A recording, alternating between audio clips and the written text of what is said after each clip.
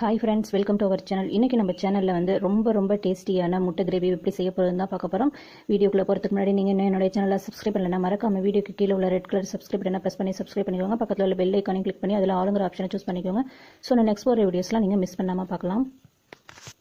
நான் இன்றைக்கி முட்டை கிரேவி பண்ணுறதுக்காக ஒரு 10 முட்டைகிட்ட அவிச்சு எடுத்து வச்சுருக்கிறேன். இதை 4 பக்கமும் நம்ம கீறி விட்டுக்கலாம். இப்போ எல்லா முட்டையும் நம்ம கீறியாச்சு. இப்போ அடுப்பில் ஒரு கடாய் வச்சு அதில் கொஞ்சமாக எண்ணெய் விட்டுக்கலாம். எண்ணெய் காஞ்சதுக்கப்புறம் 1/4 ஸ்பூன் மஞ்சள் தூள், 1/4 ஸ்பூன் மிளகாய் தூள், இது கூடவே 1/4 ஸ்பூன் சால்ட்டு சேர்த்துக்கலாம். சேர்த்து விட்டுட்டு இதை லேசாக கலரி விட்டுக்கோங்க.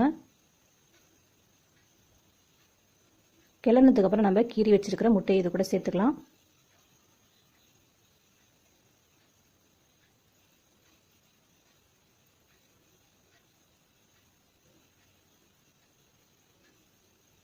சேர்த்து விட்டுட்டு இதை ஒரு 2 நிமிஷம் போல் நல்லா ஃப்ரை பண்ணிக்கோங்க.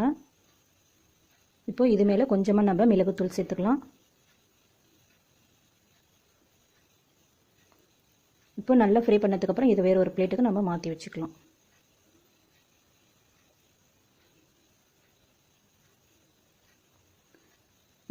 இப்போ அடுப்பில் அதே கடாய் வச்சு அதில் கொஞ்சமாக எண்ணெய் விட்டுக்கலாம். எண்ணெய் நல்லா சூடானதுக்கப்புறம் நான் இன்றைக்கி ஒரு 2 பெரிய சைஸ் வெங்காயத்தை நீல வாக்கில் கட் பண்ணி வச்சுருக்கேன். அதை இதை கூட சேர்த்து நல்லா வதக்கிக்கோங்க.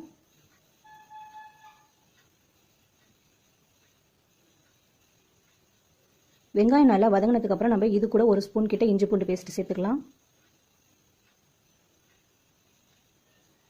சேர்த்து விட்டுட்டு இஞ்சி பூண்டு பேஸ்ட் வந்து நல்லா பச்சை வாசனை போகிற அளவுக்கு நல்லா வதக்கிக்கோங்க. இப்போ இது கூடவே நான் 2 பழுத்த தக்காளியை பேஸ்ட் மாதிரி அரைச்சி வச்சிருக்கேன். அதையும் இது கூட சேர்த்து கிளறிக்கலாம். இது மாதிரி அரைச்சி சேர்க்குறப்ப நமக்கு கிரேவி நிறைய கிடைக்கும். இப்போ இது கூடவே நான் மசாலா ஃப்ரை பண்ணி வச்சுருக்கிறேன். 1 ஸ்பூன் மிளகாய் பொடி, 1 ஸ்பூன் மல்லிப்பொடி, இது ரெண்டையும் நான் ஃப்ரை பண்ணி வச்சுருக்கிறேன். அதை இது கூட சேர்த்துக்கலாம். சேர்த்து விட்டுட்டு இது கூடவே 1/4 ஸ்பூன் மஞ்சள் தூள் சேர்த்துக்கோங்க. 1 ஸ்பூன் கரம் மசாலா, 1 ஸ்பூன் ஜீரகத்தூள் சேர்த்துக்கலாம். சேர்த்து விட்டுட்டு இது எல்லாத்தையும் நல்லா மிக்ஸ் பண்ணிக்கோங்க. இப்போ இதுக்கு தேவையான அளவு சால்ட்டு சேர்த்துக்கலாம். இப்போ இதில் தண்ணி கொஞ்சமாக விட்டு நம்ம மிக்ஸ் பண்ணிக்கோங்க. மிக்ஸ் பண்ணதுக்கப்புறம் இது கொஞ்சம் எண்ணெய் பிரிஞ்சு வர வரைக்கும் நம்ம வெயிட் பண்ணலாம். இப்போ நல்லா எண்ணெய் பிரிஞ்சு வந்ததுக்கப்புறம் நம்ம ஃப்ரை பண்ணி வச்சுருக்கிற எக்கை இது கூட சேர்த்துக்கலாம்.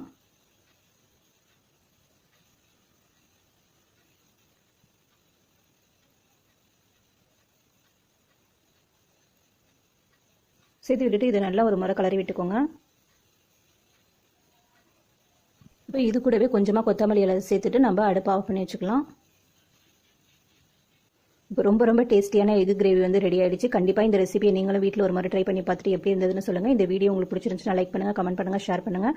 மறக்காம என்னுடைய சேனல் நீங்கள் சப்ஸ்கிரைப் பண்ணுங்கள். தேங்க்ஸ் ஃபார் வாட்சிங்.